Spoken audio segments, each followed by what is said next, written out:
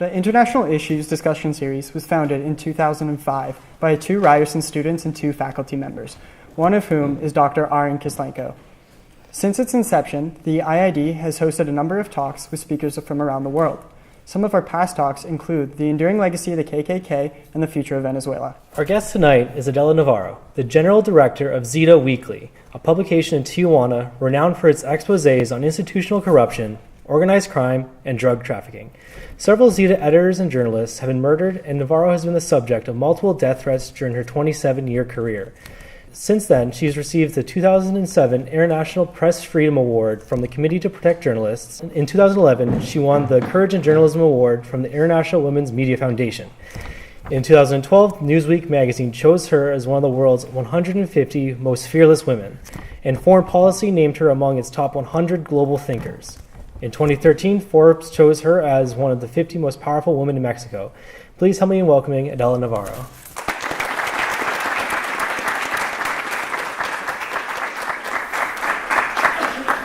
I'm not Adela Navarro, as you can tell. I just thought I am the programs coordinator from Penn Canada, and we are doing this event jointly with the IID, as we've done several before. I won't detain you for long. I just wanted to give you a tiny bit of context before Adela speaks. In 2006, shortly after taking power, the Calderón government launched a war on drugs. It was a transitional moment in Mexican history, and it was a nervous government trying to look more decisive than it really was. In the first year, that drugs war seemed to be a massive PR success. They were nabbing drug kingpins, and there was a sense that they were pushing back against the drug trade that otherwise would have overrun the society. 5 years later, 50,000 people had been killed in the crossfire and the confrontations of that war. And the whole of northern Mexico had devolved into a state of insurgency. That is when our Penn Center took an interest. And we produced a report, I think now 6 years ago, called Corruption, Impunity, and Silence. And we were very concerned about the large number of journalists that were being targeted and killed with little or no action by the Mexican government. There were a dozen such reports during that year. Our only contribution to the vast and growing literature on impunity in Mexico was the concept of a strategy of minimization. We were talking about this earlier. And what we concluded from reviewing the reports that preceded us, that went back a full decade at that stage, was that the Mexican government had become extremely proficient at absorbing human rights criticism without actually doing anything about it. So in the period, in the 3 years that the Calderón government had been in power, before we published our report, they had signed 20 different human rights accords and treaties, and they'd accepted over 1,000 recommendations from NGOs like ours, saying that they would reform the system, they would bring in new prosecutors for the crimes, they would drop the impunity rate. Now, what you're about to hear is how much progress has actually been made on that. Now, just before that, I wanted to read a very brief piece, which I think in the era of Trump has become even more relevant. It's from the preface to a book by Oscar Martinez, who's actually Central American, but everything he says, I think, applies doubly to Mexico. In the preface to his book, which is called A History of Violence, which I highly recommend that you read, he says that when he tells people about this book, specifically the violence against civil society and journalists in Central America, they ask, why should people read this? Here is my reply. First, I think you should read it because it is about people who surround you. This isn't about Martians. It doesn't chronicle the tragic life stories of distant, faraway people living in the wilderness without the internet, eating nothing but millet. It doesn't discuss people you will never see up close or see only on television. This is about the lives of people who serve you coffee every morning, the stories of people who cut your lawn and fix your plumbing. These lives are very similar to the lives of about 6 million people living in your midst. Obviously, this is an American audience, but in the age of Trump, this is more telling, I think. It tells the story of the more than 1,000 human beings who every day leave the three northern Central American countries to try and enter, without permission, the United States and other countries of the North. Second, you should read this book because the broken puppet that we are as a region was mostly armed by American politicians. This is a book about the most murderous corner of the world. In Guatemala, Honduras, and El Salvador, we have suffered an epidemic of violence for years. It has been established that if a country suffers from a disease that affects 10 out of every 100,000 inhabitants, that it is experiencing an epidemic. By that standard, Central America is gravely sick. In the last 5 years, not one of these three countries has averaged fewer than 32 murders for every 100,000 inhabitants. In El Salvador, the ratio is more than 80. This month of publication has been particularly bad, raging in a country of only 13,000 square miles, home to 6.2 million people, and averaging 23 murders a day. By comparison, during the 16-year civil war, which ended in 1992, the average murder rate was 16. Today's violence makes nonsense of the words war and peace. That, I think, is the context in which you should listen to what Adela has to say about running an investigative journalism magazine in Tijuana. Thank you.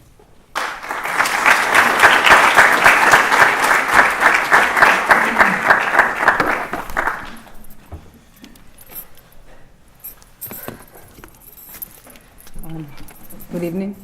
Thank you, Professor. Thank you, Brendan, the Ryerson University and the Penn International Canada for giving me the opportunity to speak in front of these young students. It's a very good thing. It's a very important thing that young students, young people overseas have the opportunity to know what is happening right now in Mexico with journalists in Mexico in this era of impunity, crime, violence, and corruption. I wrote something for you. You can pardon my English, it's not that well.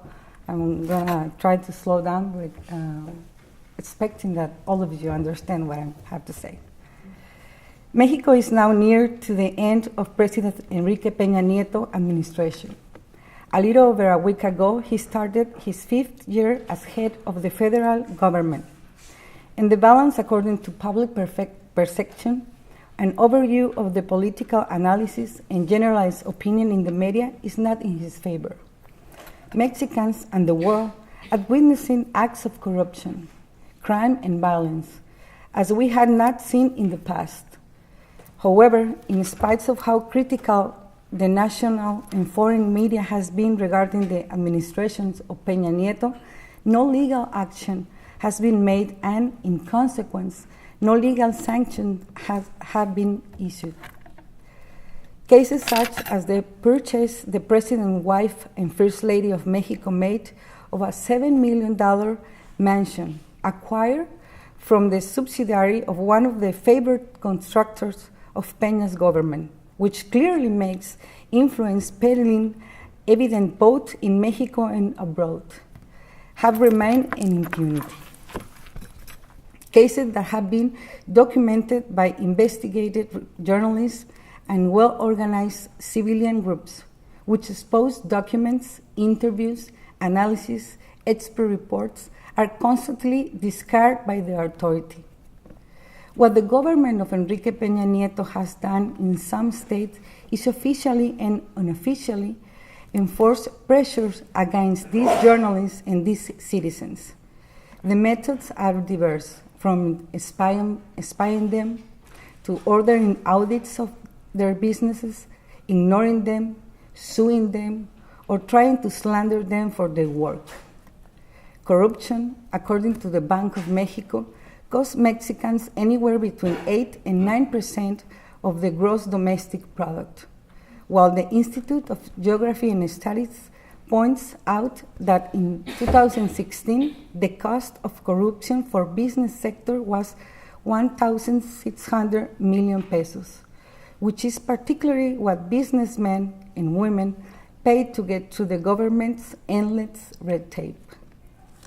This level of corruption, however, isn't punished accordingly. The Attorney General, the Ministry of Finance, and the Comptroller Offices of Mexico are seriously committed with satisfying the interests of President and his party, and the members of their cabinet who also belong to his party, the Institutional Revolutionary Party.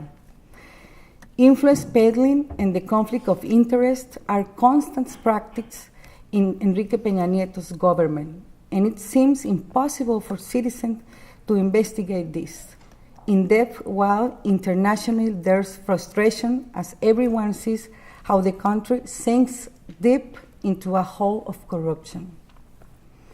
The abuse of public power is an issue that dominates the early years of Enrique Peña Nieto's government. Cases such as that of Ayotzinapa in September of 2014, when local security forces abducted and disappeared 43 students and killed 6 more, remains in impunity. Due to the involvement of officials of the Attorney General's office in handling the evidence in an effort to not resolve it. The same thing happened in the case of Tanhuato in 2015, when in a confrontation with criminals, the federal police riddled 42 of them. In both investigations, low-level arrests have been made, proving, on one hand, that the federal administration is a repressive authority that uses armed forces, and on the other hand, it has exposed the inability of the authority to investigate, enforce the rule of law, and bring the perpetrators to justice, even when they are part of their government structure. Drug trafficking has grown in Mexico in the last 5 years by corrupting the police force and with the impunity that judicial and investigative structures provide. Whether due to complicity or inefficiency, organized crime and drug trafficking networks have spread out in Mexico far and wide. Under these conditions, we went from being a transit country for drugs heading to the United States into a nation that now freely and heavily consumes and distributes drugs. And this is what led us in the past 6-year presidential period to so-called war on drugs. The arrest of major drug lords in Mexico didn't exterminate organized crime at all. But what it did manage to do was disperse the drug cartels. We have in the streets of Mexico less crime bosses and more local drug distributors who have turned the streets or corners into a war zone because that is where they sell drugs, causing a chaos of delinquency and unleashing a wave of violence that in July of 2017, and since the start of this federal government, the government from Enrique Peña Nieto, had over 104,000 people executed in all the country. How do journalists in this climate of violence, crime, and corruption report the news? Many times journalists end up doing the work of the criminal investigation authorities, which makes them very vulnerable as they face dishonest public officials that have the full power of the state on their side, or criminals who with impunity control their turf with guns and bloodshed. Journalists in Mexico are caught in the middle of the two very dangerous forces: the bullets from the drug traffickers and the pressures of the government. In recent years, investigative journalism has focused on both corruption and drug trafficking. Teams of investigative journalists in the independent media and social groups have been created to analyze official data, to follow the path of the money and reveal the source of corruption, and to observe the networks of impunity and exhibit how authorities are colluding with criminals. Regarding corruption, investigative journalists have shown how public officials use the federal budget to meet their personal needs, purchase aircraft, buy houses, overspend, and even use it for their own entertainment. A few days ago, a news portal, in collaboration with a social organization, published a robust piece of research to document how 11 ministers, 8 universities, and 186 companies had diverted in 2 years over 7 billion pesos from the federal budget. The investigations include official documents, proof of the international criminal network, and how the money was diverted, all with official text elements, including budgets, approbation, and the use of shell or bogus company.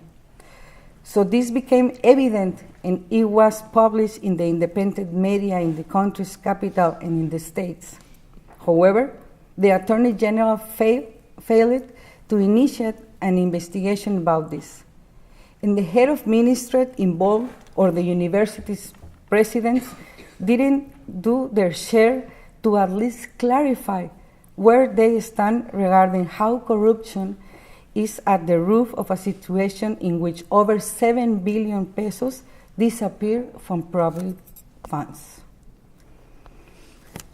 Faced with the evidence of corruption that investigative journalists produce, Mexicans have clearly witnessed a network of complicity from the government sphere and the cover-up of each other's acts of corruption. Similarly, a journalistic piece that was prepared by a group of communicators, Mexican reporters, with the elements of a trial in Brazil, unveiled how Odebrecht, a Brazilian company, bribed the director of Petróleos Mexicanos with over $10 million in exchange for the allocation of public work. The investigation done by journalists didn't just consider official documents obtained from the Brazilian courts and the analysis of the official information in Mexico related to public works contract.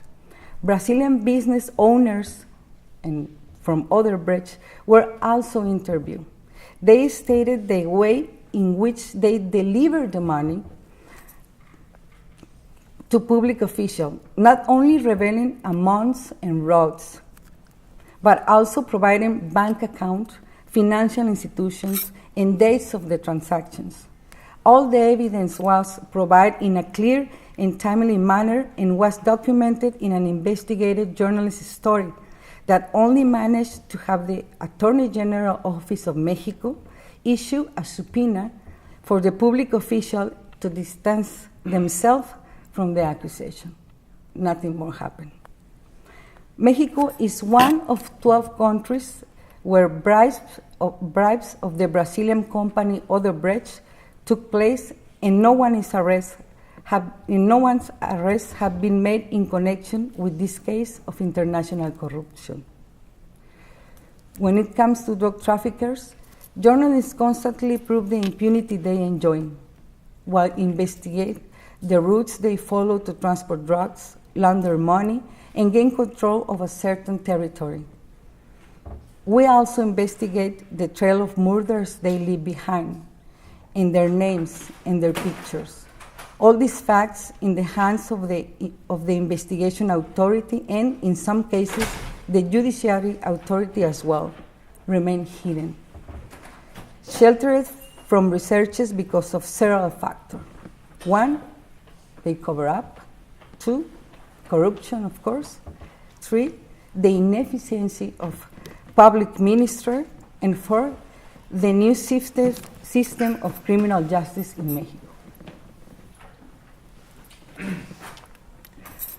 About the cover-up and complicity, in our weekly publication, ZETA, we have narrated for many years how criminal networks couldn't survive without the help and the protection of the police officers.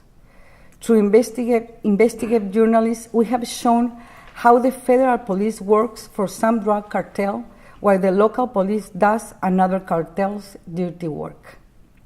As a result of this, police officers have been killed, detained, and released because they have favored a certain drug trafficking structure. While investigating corruption, we have written his stories demonstrating how agents and police officers have stolen drugs, received money in exchange for protection, and are on the criminal payroll. As the first decade of the new millennium began, it was explained how the Arellano Felix drug cartel spent $1 million a month paying corrupt policemen, researchers, and officials from the Justice Department precisely to evade justice. Investigative journalism in Mexico has a great impact on society and presses abroad, thanks to the international media that share news stories from Mexico, and sometimes they even unveil them. For example, when recently the New York Times ran a front-page story about how Enrique Peña Nieto's federal government had spied journalists in Mexico and human rights activists. This is very important to us because investigative journalism in Mexico has no impact to the public sector.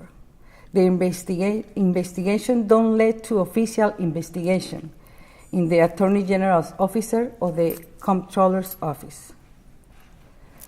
The Mexican government has practically given up on his obligation to investigate, and rather they have taken the path of complicity and protectionism for corrupt public officials and impunity for criminals, whether they are white-collar criminals, fraudsters who work for the government, or drug traffickers.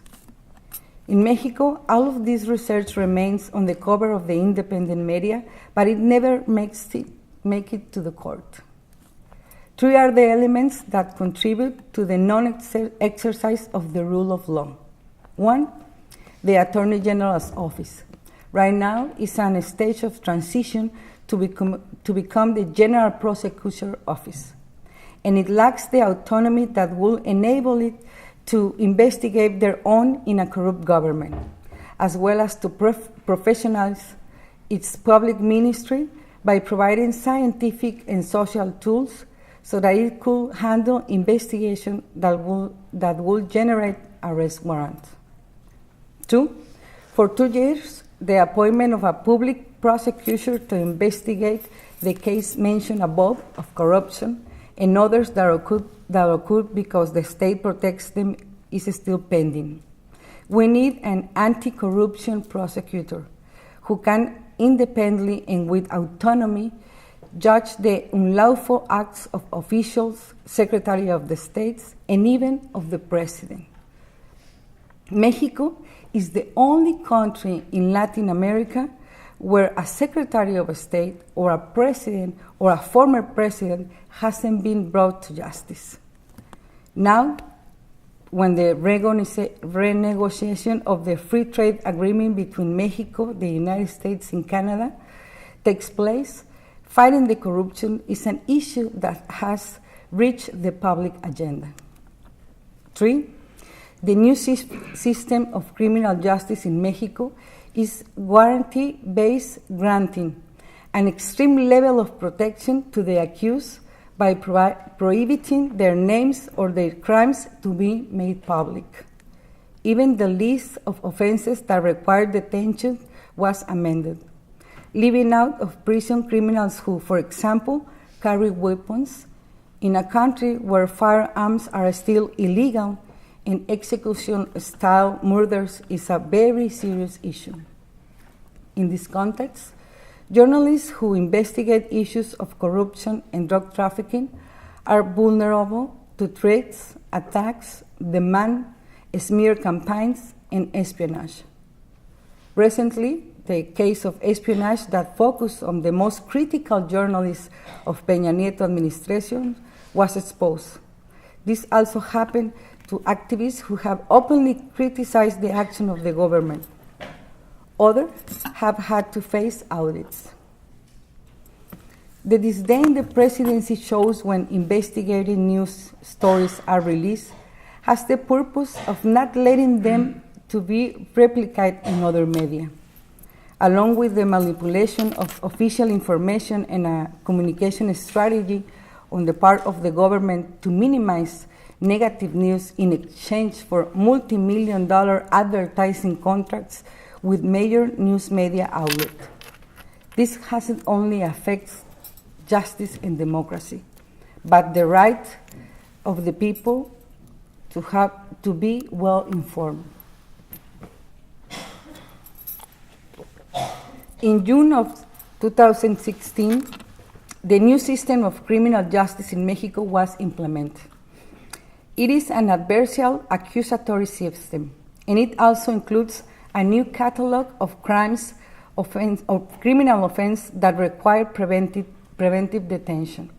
In fact, nowadays a detainee can only be in prison after having committed one of 7 crimes. Only 7 crimes in Mexico have the prevention detention. It is organized crime, murder, rape, kidnapping, human trafficking, crimes committed with weapon and explosive, and offenses against national security. Criminal offenses such as violent assault, and one of the most common in Mexico, carrying weapons that exclusively can only be used by the Army and the armed forces, aren't serious according to this new system and don't deserve prison. With the modification of the list of offenses that warrant preventive detention, in the next few months, around 69,000 prisoners could be let out of prison. Many of them are dangerous members of drug cartels, but who were arrested while only carrying a gun. In fact, 30% of inmates in Mexican prison have now regained their freedom due to the change in the crime catalog. In addition, while being an adversarial accusatory system, it always protects the suspect. In order for a detention to happen, the police practically must stop the criminal while committing the crime. The research apparatus in Mexico is not good. They are not professional. They don't have sufficient scientific tools, and that is why the accused ends up being released. The same thing has been happening with notorious members of the drug cartels who were arrested in possession of firearms. They recover their freedom almost immediately. They're the same petty criminals who rob, assault, harass the common citizen. In fact, the new system of criminal justice has been really considered to be a revolving door, because as soon as an offender is arrested, he or she is released. Other changes that contribute to criminal impunity in Mexico are restricting information. Now we know the names of the victims, but we cannot expose the offender. Judges may prohibit the publication of the names of the offenders or the public their picture. And it doesn't matter if we are dealing with a public enemy. Here's an example, a ridiculous example.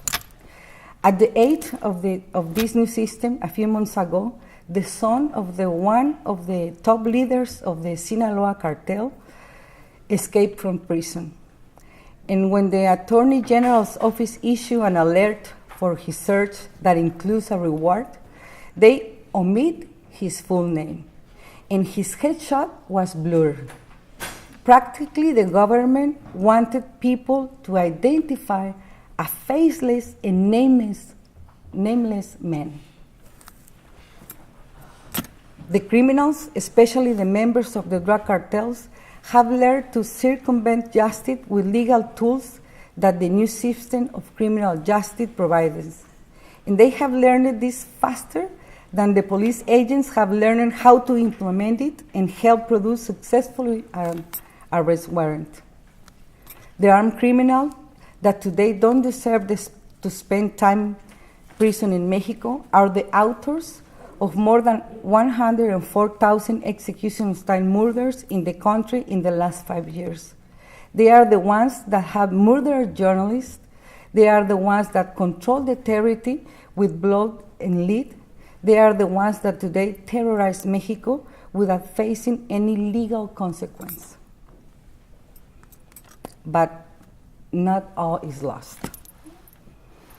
By reporting to investigative journalists and with a self-empowered society, what happened in Mexico in terms of corruption, impunity, and drug trafficking, social organizations sponsored by major companies and businessmen and women have been created to contribute to freedom of expression and the rule of law.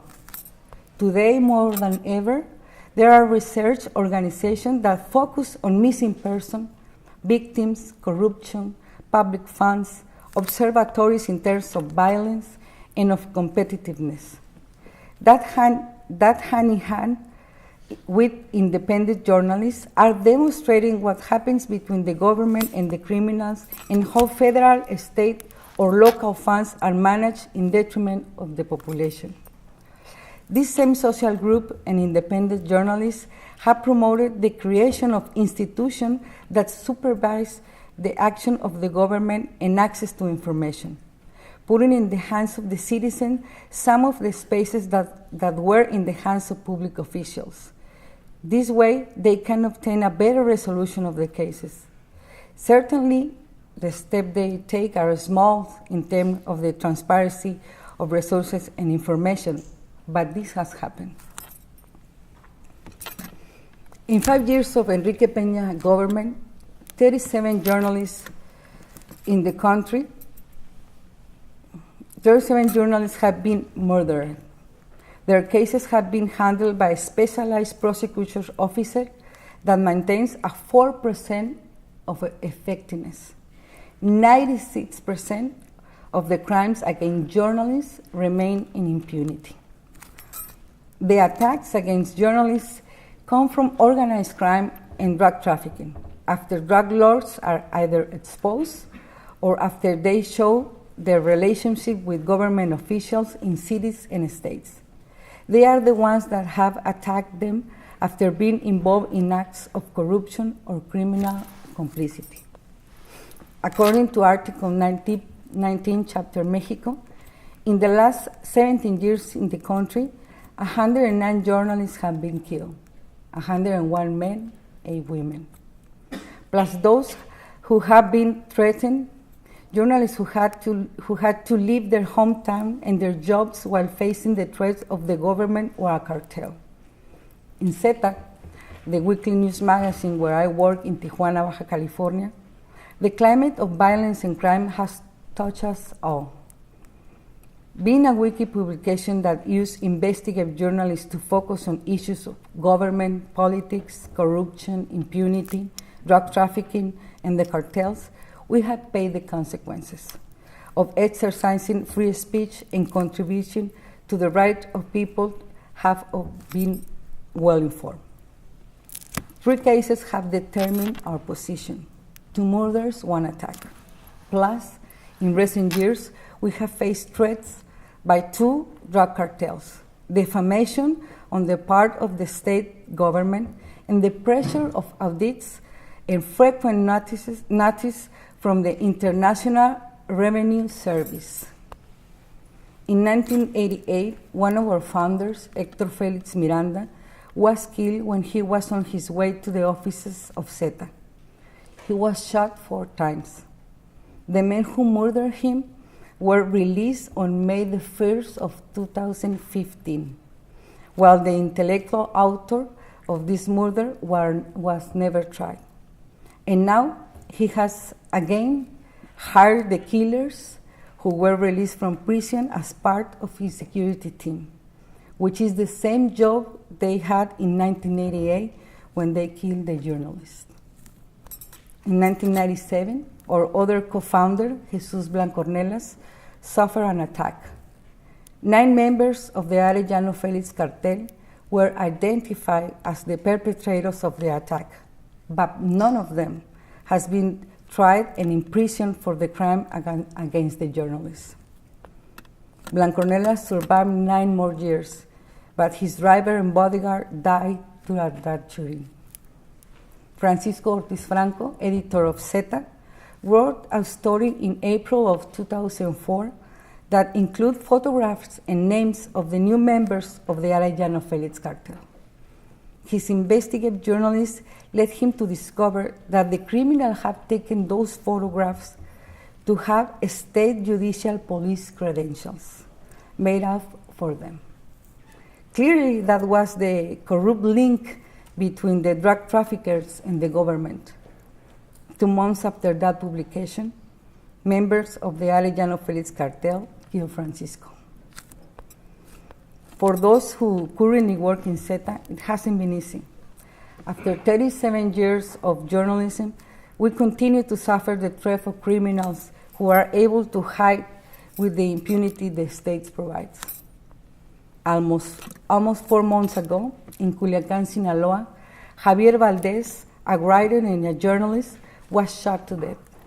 He was shot 12 times, obviously by members of the Sinaloa drug cartel. However, the Attorney General hasn't provided the results of the criminal investigation. Nothing, not a single word about. Javier's murder, as well as my colleague's assassination and the attack on our former director, are among the 96% of the cases of journalists that remain in a state of impunity. The government has failed to investigate. The killers enjoy total impunity. Those are the risks of doing investigative journalism in Mexico. You can end up dead, you will be tried, spied on, defamed, and at least audit. But I insist, not all is lost. Social awareness has been generated with the publication of in-depth news stories, and this has led us to take important steps and participate socially with the task of monitoring and denouncing acts of corruption and collusion with the government. In this regard, ZETA, as I am sure this is the position of all the independent media in my country, we will not tire beyond the risks and threats to do investigative journalism, assert our right to free speech, the right to have access to information, and thus contribute to social justice in Mexico, a country that anxiously awaits a time of peace and justice for all, where corruption and impunity can finally be a part of the past. To sum it all up, that's why we do what we do, because I can't imagine that will happen in Mexico without investigative journalists. Thank you.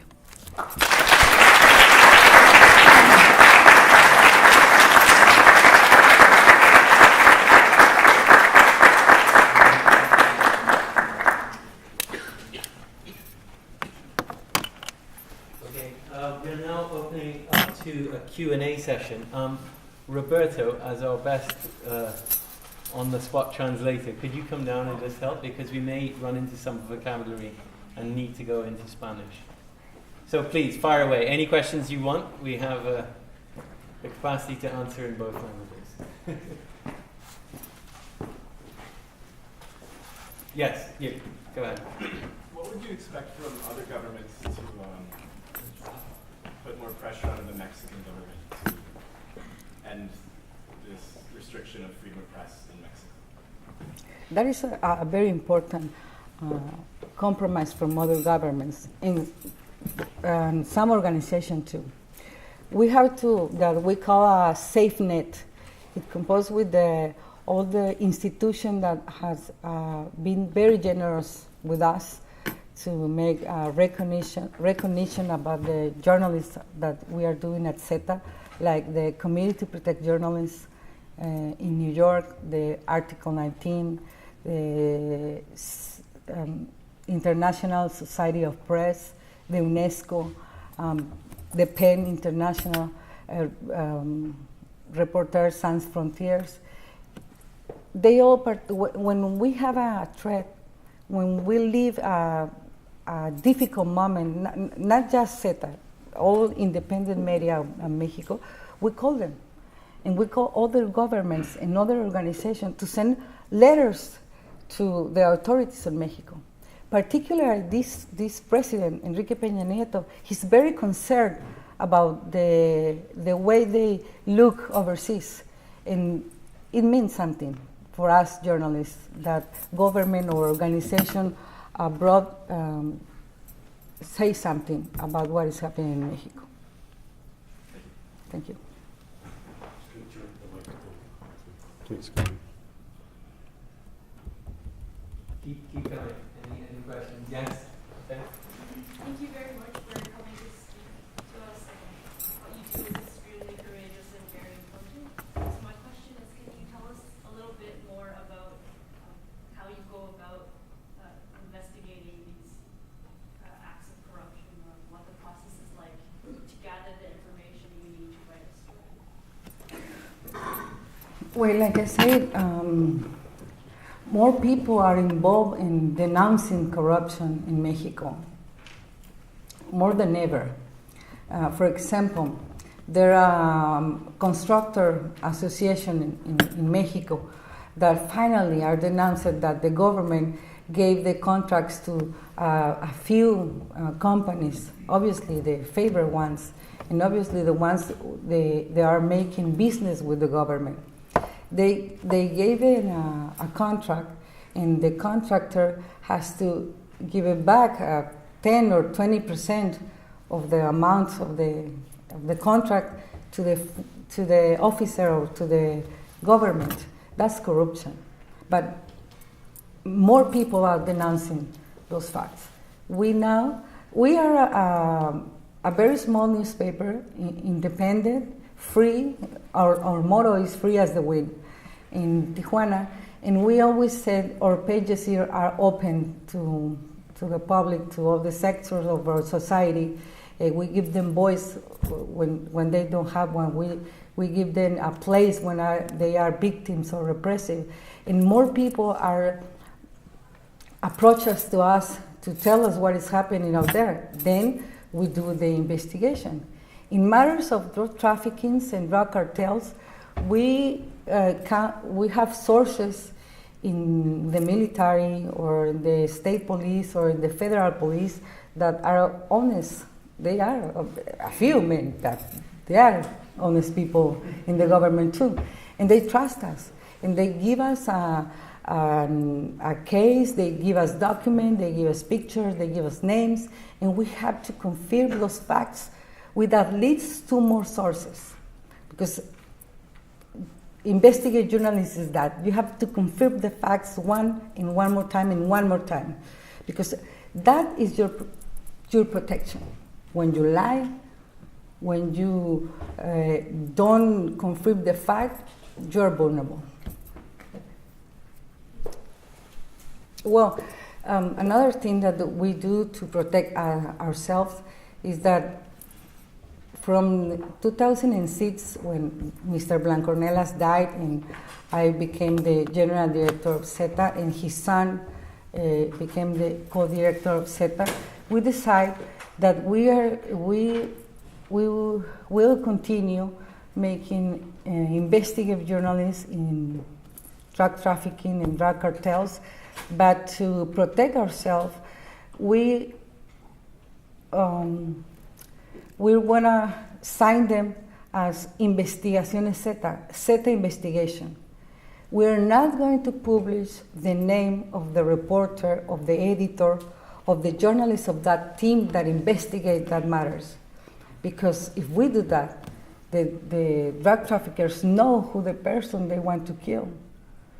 As we say, ZETA investigation, we protect ourselves. It's a faceless reporter in the outside, but obviously it's a team of very young and brave journalists in ZETA, and I think it works. I'm here.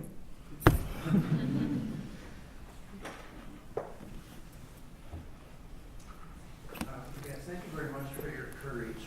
Thank you. I'm just wondering a few things. Well, one in particular is the North American Free Trade Agreement negotiation is happening now. Is that in any way possibly going to make things better or worse for corruption in Mexico? Well, it's in the public agenda. the corruption issue. I don't know if is in the official agenda, but I know there are groups in Mexico of businessmen and women and groups that are pushing towards the corruption, of the fights against corruption. It has to be, I don't know, it's really an issue. I was hoping you could speak to the reaction amongst, I guess, the general public when a news story comes out about corruption, because it seems like it's just an overwhelming amount that happens. How does the public react to it? Is it outrage, or is it maybe people being desensitized because it happens so often and on such a big scale? How do your stories, how are they received? I think in Mexico there are more people that read these stories and more people that are conscious about the corruption in our country, and more people that want to make a difference. I think it's because of this. We now more than ever know about the corruption. I mean, it's not new. I mean, all the presidents or all the administration have a lot of corruption in it, but now it's public. When I say that not all is lost, that a group of citizens have worked to participate more in the decision and create more institution about make more efficient access to information or supervision about what government is doing with the money, with the resources, is those institutions are now in the hands of citizens, and they are working towards that, and the people know that, and the people want to participate more and more. It's a little step, but I think it's something important that is happening right now in Mexico. I think this investigation make our readers to be more aware of what is happening. Next year, 2018, we have a presidential election, and I hope all the things that we are learning right now have to incidir. Have an effect on the results of the election. I hope.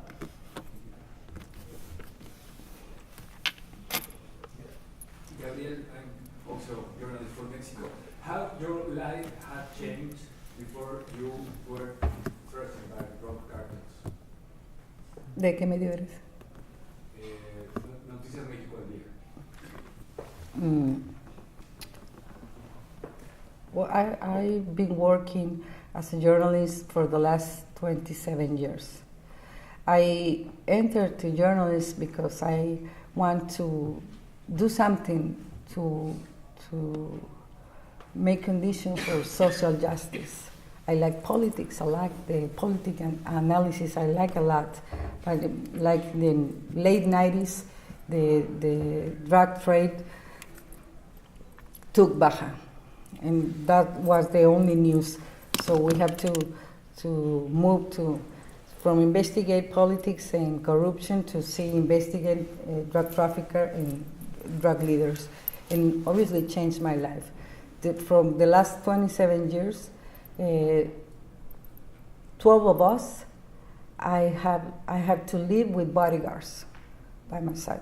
Sometimes 2 bodyguards, other times 1 bodyguard, and one time 7 bodyguards from the military. That's changed a lot of your life. You don't have social life. You get out of your home to the newspaper, from the newspaper to your home, and that's it. It's very invasive when you have bodyguards, and obviously that changed a lot. For instance, I don't talk about my family in public for protection, for security reasons, and I don't have too much social life, and the other things is a normal. I I do my job, I do interviews, I go to the movies and everything like that. I have a passion for this. I think all my co-workers have it too. We have a passion for doing investigative journalism, and we don't consider us martyrs or victims. We have a very strong compromise towards our society, and we pay that. Compromise, commitment. Commitment. Very strong commitment to our society. Very strong commitment. Yes. You talked about civil groups earlier with instructors. Is this an opportunity? I mean, is this the civil society fighting back against the entrenched corruption that most people assume of this? Is there?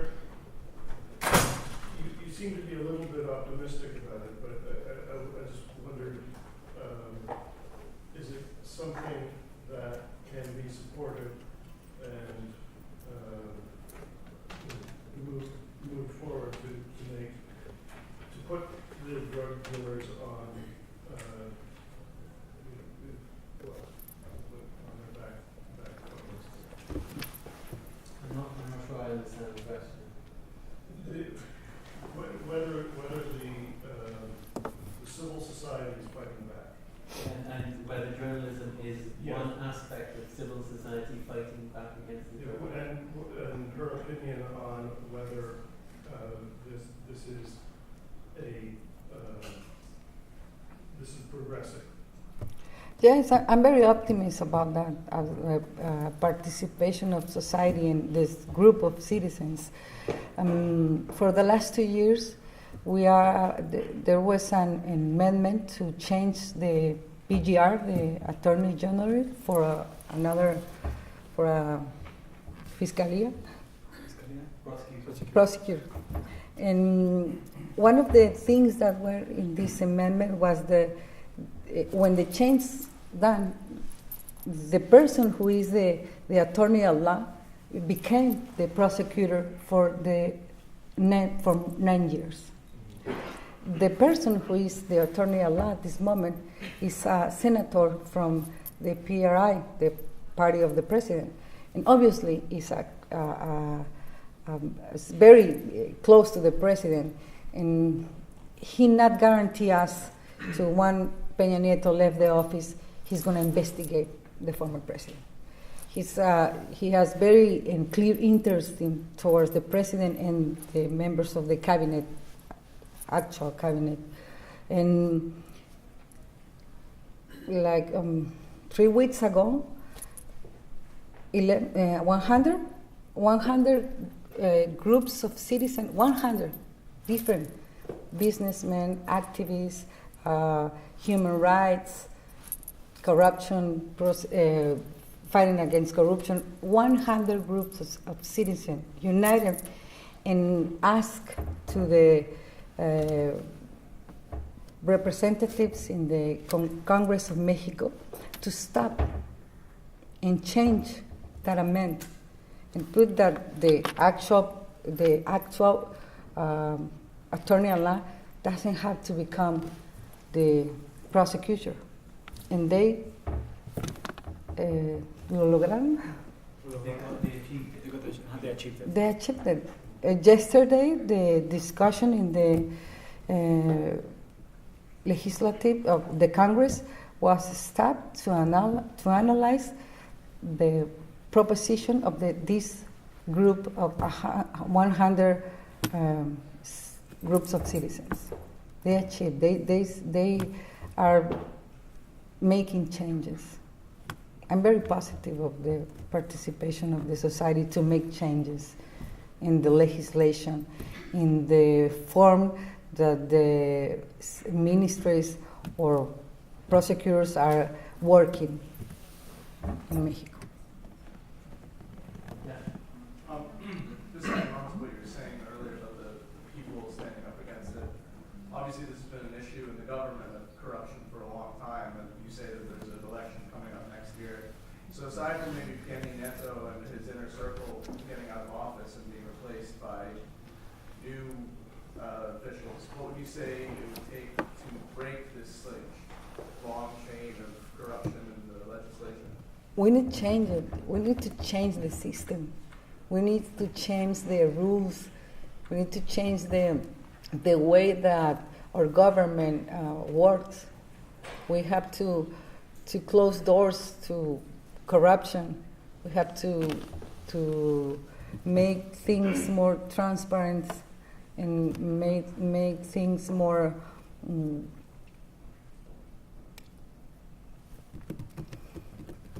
se me fue la palabra. Sí, dime. Hacerlos, se me fue la palabra completamente. We have to change the system of Mexico. And I think we're doing steps in that matter right now. Well, for example, what I just said. So we have to change that. We cannot allow the person who is in charge of the General Attorney's Office became the prosecutor. That's one change. We have to change things, a lot of things in Mexico, in the different ministries and the different structures of the governments. And I think the participation of society in that is very important because we have governments from another parties in the states. We have states that are governed by the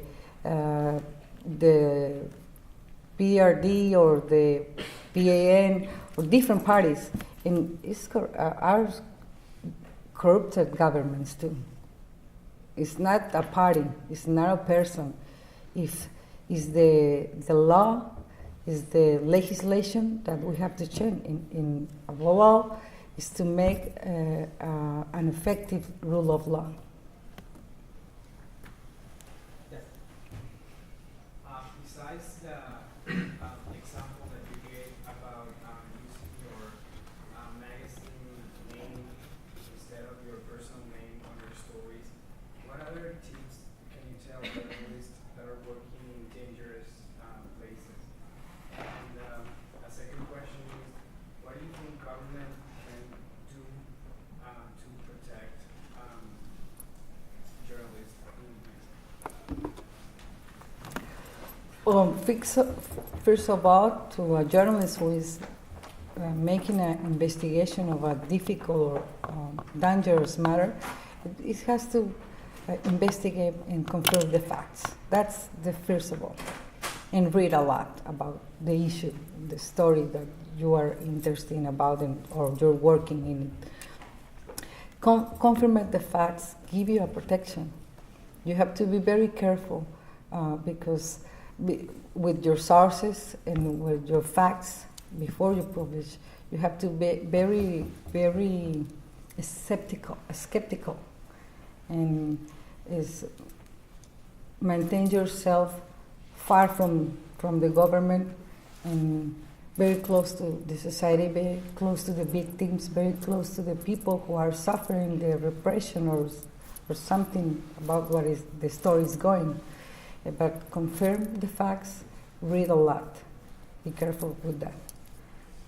What can the government do to protect us? Do their job. I once tell a ministry, if you do your job, if you go and say, this is, but then Chapo Guzman was a prófugo. This is a prófugo.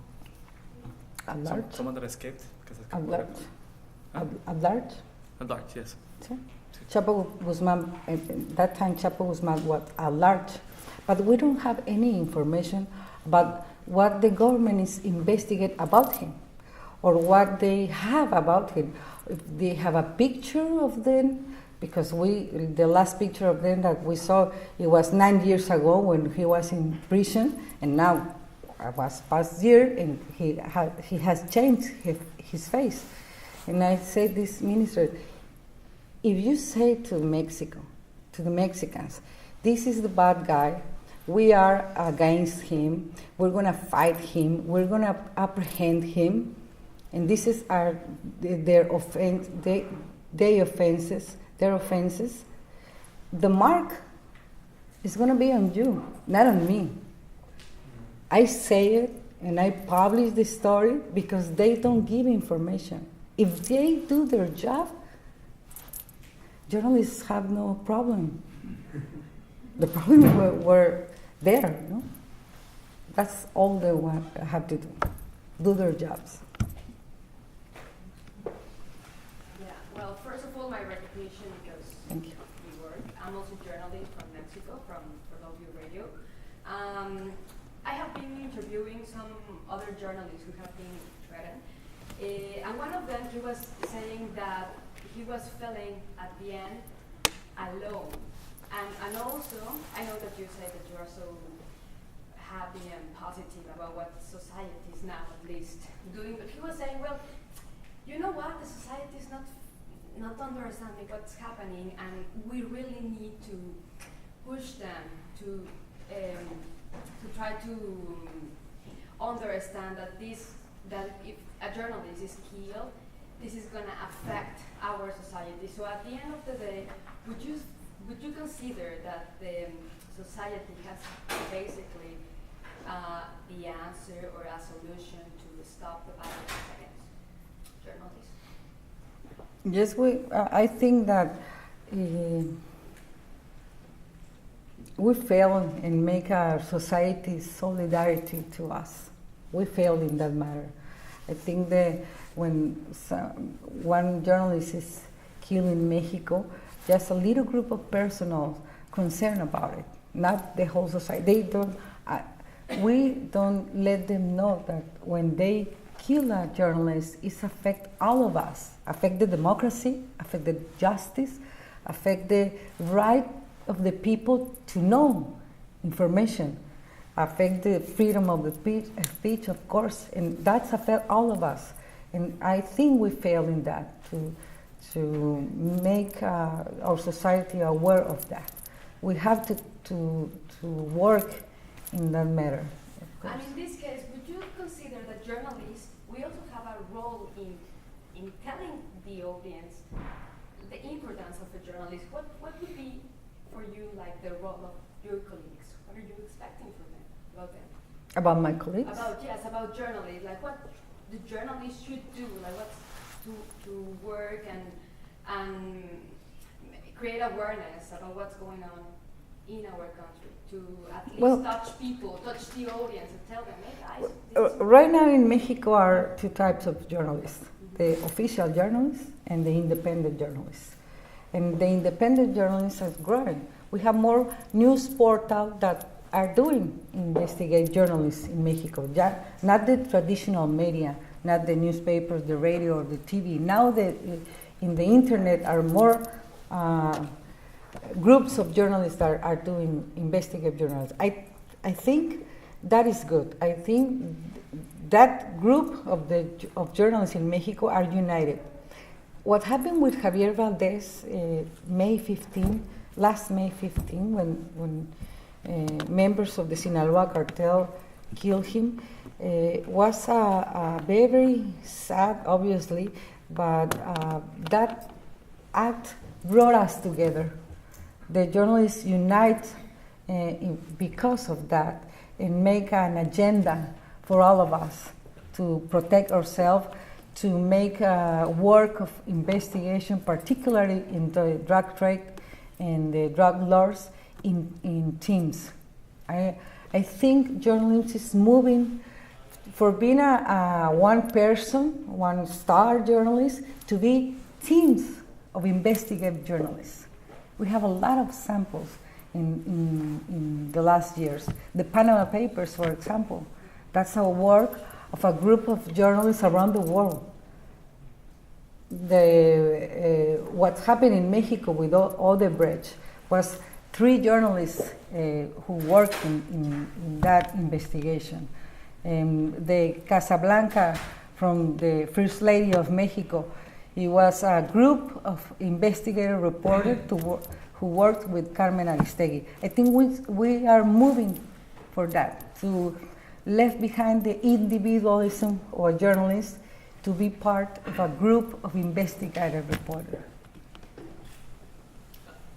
I just want to jump into this question of the media. Mr. Blancornelas very famously printed a letter from the mother of someone who had been killed by the cartels in advertising space in the ZETA magazine. Not in advertising Was space. it in advertising No, space? Actually it was his column. Oh, it was this, okay, but this, He- a direct message from someone in the street to the cartels. And there was the famous, El Diario ran an editorial that said, "What do you want?" communicating to the cartels. And I find that a lot of journalism remains in the printed word still. But it seems to me that the media contest, the information war that's taking place, has moved on to the internet, because the cartels communicate quite often via videos. They decapitate people in Al-Qaeda style. They show videos of torture. There's a famous blog Del Narco where they show gore and violence. And I wonder how capable traditional media is of responding to an environment that has shifted into a mediascape of horror. Because a traditional publication has a very difficult time doing carefully researched and edited stories, competing against decapitation heads. And I wonder, taking up from that question, how do you show the work of journalists and what they're trying to do in a media environment that has shifted? Do you agree it's shifted in that direction? Well, I think it's a matter of principles, ethics, and commitment. I have a news portal too, ZETA.Tijuana.com. And we decide not to publish decapitation, not to publish gore pictures, and above all, not to give the narcos a voice. We decide that we are not going to interview a drug dealer or a drug lord at large, because we are not cómplices. You're not complicit. You're not glamorizing it. No, cómplice. No se puede ser cómplice de él. Complicit. You're not an accomplice. Yeah. We are not going to be an accomplice of them because they are criminals. They are delinquents. We are not giving the pages or ZETA to their voices, or the news portal. It's a matter of ethics, principles, and commitment. But do you agree that I obviously support that principle, but there is a migration to different media? For example, a lot of people in the dangerous parts of Mexico check Twitter to find out if things are safe. If there's an incident, it won't be reported on the news, on the traditional news, but you could find out on Twitter what has happened, or so I'm told. And it seems to me that that's a dangerous situation where people are placing less interest and less trust in traditional media. And from your description, the independent media is on the front lines of preserving what remains of Mexican democracy. And I just wonder a bit more about that tension between printed, traditional journalism and... Yeah, I think when you have credibility, it doesn't matter if you have a printed edition or you have an online edition. Mm-hmm. You have credibility because of your investigative journalism. It's the case of ZETA. Mm-hmm. We have our printed edition and we have the online edition with the same rigor, mm-hmm. with the same techniques of investigation journalism, with the same. It's not because it's online we can put something is against the policy of ZETA, of the freedom of the speech. If you have credibility, you're going to survive. Last April, we celebrate our 37th anniversary foundation of the newspaper. And we have that because people are reading us, because people buy the ZETA magazine because they trust us. And when we go to online edition, we make the same thing.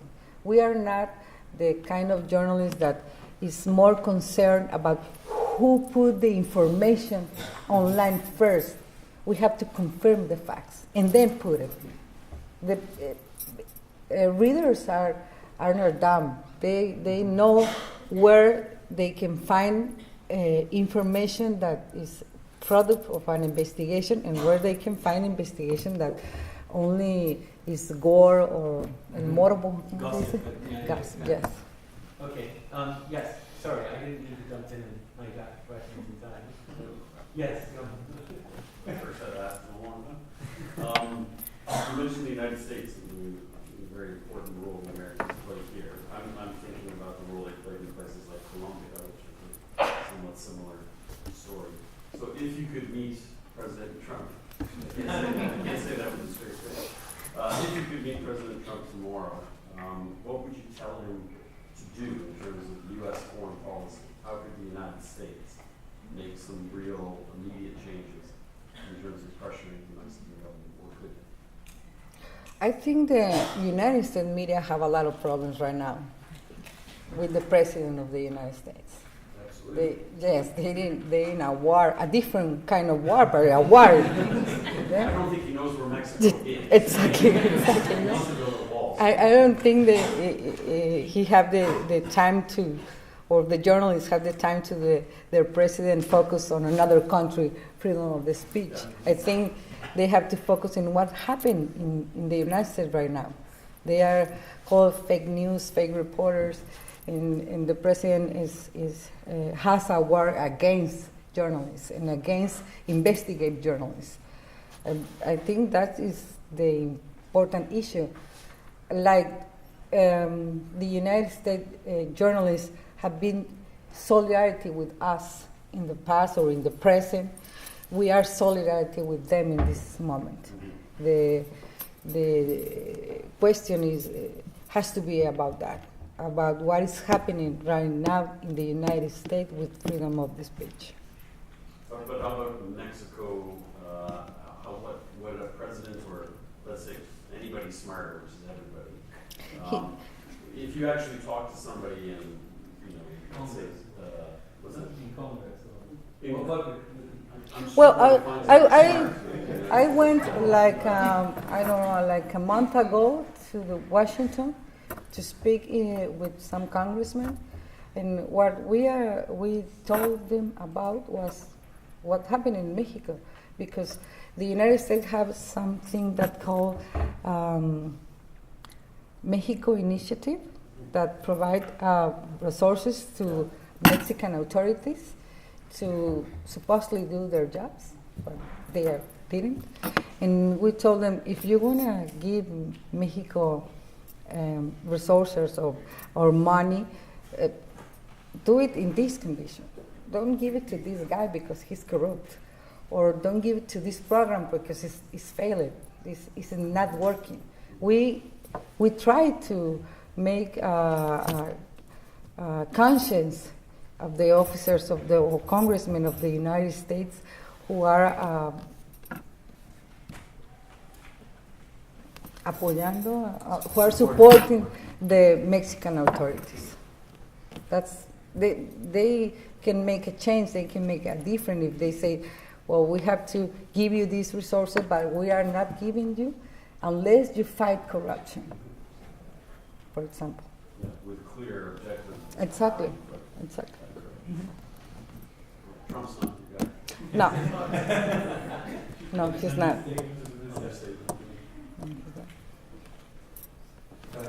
I'm wondering what you think about the war on drugs.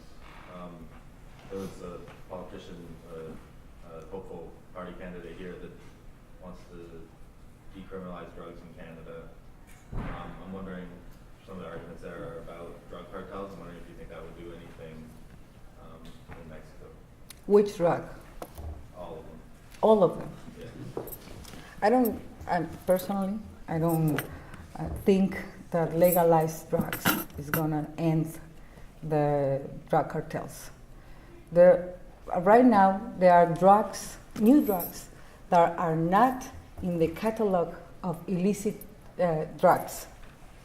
They always are creating something new, a pill, powder, anything. And if we legalize marijuana or cocaine or heroin, there are going to be more drugs to come. They are criminal minds. They are not regular people. They sell drugs, they abduct persons, they kill persons, they rob persons, they commit crime. They don't know nothing else. If they legalize the drugs, they're going to find a way to learn about new drugs or make another criminal conduct. I don't think the legalization of the drugs is the solution. I think the governments, because this is a matter of binational for a list, Mexico and the United States, because Mexico is a producer of drugs and the United States are consumers of the drugs. We have to find a solution between the two governments, and we have to ask our government to make integral politics to combat the crime. Like I said, if they only focus on apprehend the drug lord, what happened with all the people who is behind him or he or she? If they only capture the drug lord, but they don't aseguran? Assure. They don't assure the money, their routes to the drugs. Confiscar. They don't confiscate their houses. They leave everything for the 5 people who are below to fight against each other to become the one drug lord. So integrate politics in fighting the drug trade it must contain the apprehension of the head, the apprehension of the 5, and took all the money. And that in Mexico, it doesn't do that. The United States is different when they receive the criminal in its tradition. Then they go for the money. But the time that this criminal is at large, they don't investigate properly. I think that was supposed to be a big step, but no one is doing right now. I wonder about that because my read or my understanding of Mexico's recent history is that it was when the drug cartels emerged in, I guess, the 80s or 90s, that's when Mexico reached the point that, some commentators call Mexico a failed state, that the corruption is so massive. It's in the judiciary, in the police, the military, the government, everywhere, that Mexico had issues and crime issues before, but that it was with the rise of the drug cartels that it pushed Mexico to this situation it's in now. So we're debating legalization in this country. The government's legalizing marijuana in this country. Is it not the enormous revenue that the cartels earn from drugs? And I realize it is a binational thing because the Americans are the consumers, and you can't do it in isolation. But is it not the fact that they just have so much money they can outspend and outgun the Mexican government, the Mexican military? And then sort of the part 2 of that is the Americans have it's flawed, but they have a functioning criminal justice system and police system. They've spent trillions over the past 40 years on war on drugs. How's that going? people are using more drugs. American drug gangs are making more money than they ever did. It's universally acknowledged. The American war on drug is an enormous failure. So would a Mexican war on drugs be, even if you didn't have the corruption, be any more, is there any more likelihood of success?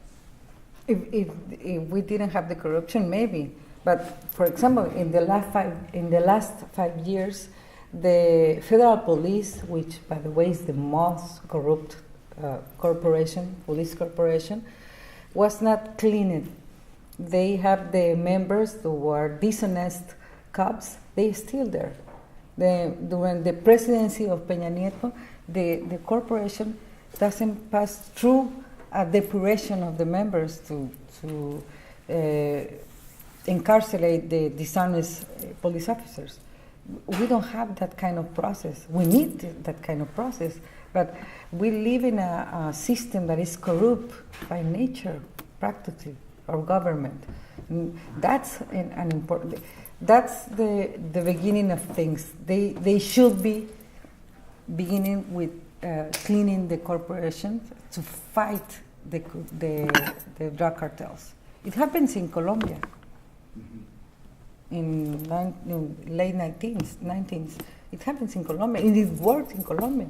I remember this one guy, a general, who took the office of the general prosecutor, and he fired 11,000 cops and worked only with 30 cops, 30 clean cops, and apprehend the leaders of the Orihuela. It was Cali cartel. Yes, it works if we have clean cops working in that, but we don't. And it's not a commitment of the president of Mexico, not Peña Nieto. Sorry, just taking up on that question.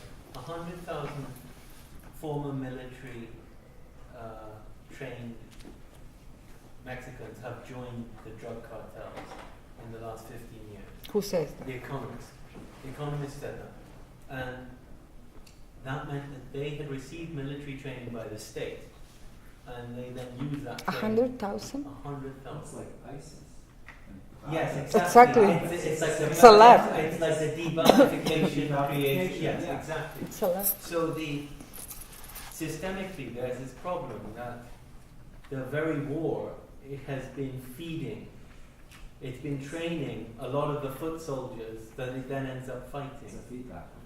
So how do you break that loop? That from the outside, it looks like an impossible situation. Because if the government is training to fight a war and a large proportion of the people are defecting because the Zetas pay them twice as much.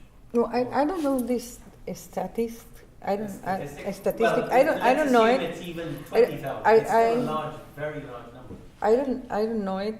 I been working, interview the military in Baja, and they were military who finally go to and work for the cartels or the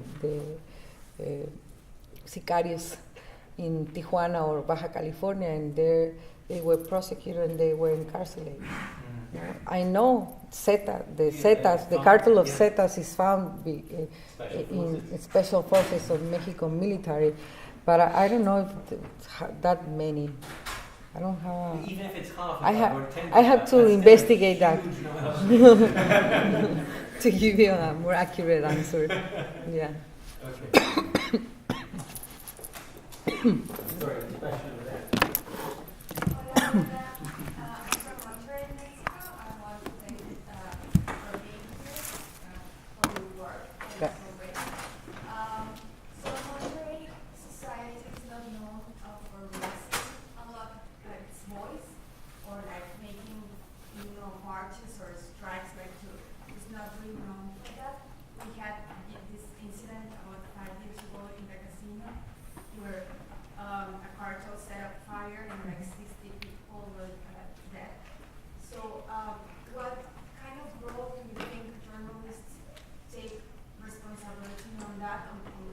People not being like raising their It's a very important role.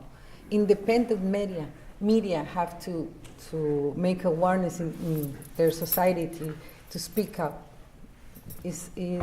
When you have a media in a city like Monterrey, that is official media that only publish the version of the government or the parties of the businessman or woman, that's not a journalist who attract people to speak up, to raise their voice. Is independent media, that's the role, to call the society, to denounce, to speak up, to raise. It's a very important part of what independent media has to do in a community, in a society. I think we're just going to go to our final question now. What is the role of religious institutions in this conflict? Religious? Religious institutions, the Catholic Church in particular. The Catholic Church? They have a lot of problems too. Yeah. They lost a lot of credibility too because of their issues, internal issues, and because of a relationship that they developed towards some criminals in the past. So in Mexico, they have lost a lot of credibility. That's not entirely drug related or paranacial. Mm-hmm. Yeah. Oh yeah. Okay. Just sorry. I saw. There were two people very quickly though. Hi, welcome to Canada. And I wanted to ask you, like you mentioned earlier, that the people that are corrupt are not ordinary people. Has anybody done a study on the pathology of the leaders of the corporations and the government to see what extent that they are not what you call normal people? Okay, and we'll lump that into the second question. Mine's more just a final comment on the debate about whether the ending or legalizing drugs will have any impact. The thing to remember too is part of legalizing is a shift also to being compassionate to people who are addicted to drugs and treating them as patients in a healthcare system rather than prisoners in a jail system. So when you rehabilitate people, that's where you end the loop. That's where the feedback loop ends. So that's a key thing here, and I really, really think legalization and with that component is crucial to the war on drugs. A comment rather than a question. Thank you. That is a very interesting fact. I don't know if someone is studying the psychology of a corruptor in Mexico, but I'm gonna search about that. That is a very good issue. At Ryerson, in the library, there's a book called Corporate Psychopath, and what it is, it's empirical, so it actually has factual data, and they show how the UK went into financial decline because of the people being the head of the banks, and government were psychopaths. I want to look for that book. Thank you. Thank you. Thank you one more time to Thank you.